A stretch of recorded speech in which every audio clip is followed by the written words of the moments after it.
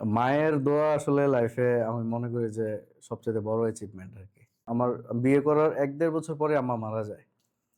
তো আম্মা মারা যাওয়ার আগে ৩-৪ দিন আগে আমার বেবি হইছে এপ্রিলের ৯ তারিখ, ২০১৬ সালের এপ্রিলের ৯ তারিখ আমার ফার্স্ট বেবি। আলহামদুলিল্লাহ। তো ও হওয়ার ২০ দিনের মাথায় আম্মা মারা যায় আরকি। তো ওর যখন ১৬ দিন বয়স, ওইদিন রাতে আম্মা ওরে খুব আদর করতেছে। মানে ওর মুখে খুব বেশি চুমু খাচ্ছে। আমি বললাম যে, "এত পাগলের মতো আদর করতেছো কেন?"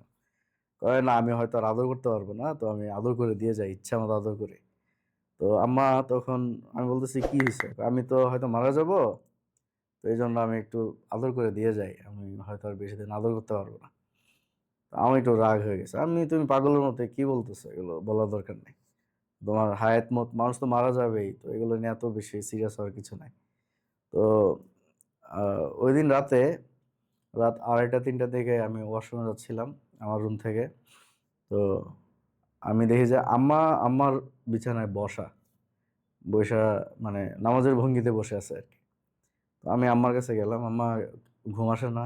কয়, "না, আমার ঘুম আসতেছে না।" আমি বলছি, "আম্মা টেনশন কইরো না, ইনশাআল্লাহ সুস্থ হয়ে যাবা।" আম্মা অসুস্থ ছিল, অনেক লম্বা সময় যাবত অসুস্থ ছিল। তো সুস্থ হয়ে যাবা ইনশাআল্লাহ। কয়, "আচ্ছা ঠিক আছে।" আমি বলছি, "আম্মা তুমি আমাদের সবার জন্য কিন্তু দোয়া কইরো। তুমি কারোর প্রতি কোনো রাগ-টাগ রাইখো না। দোয়া কইরো।"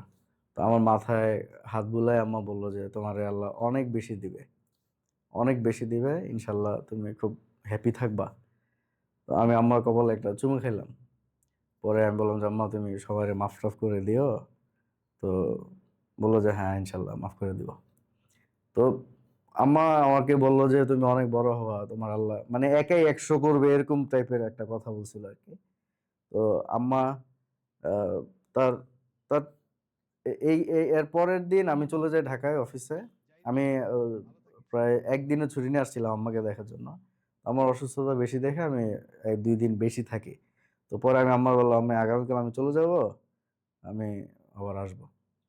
আচ্ছা ঠিক আছে। পরে আমি যাই, যাওয়ার পরে শুনি যে আম্মা মারা গেছে আরকি। একদিন ভোরে আমাকে বলা হয় আম্মা মারা গেছে।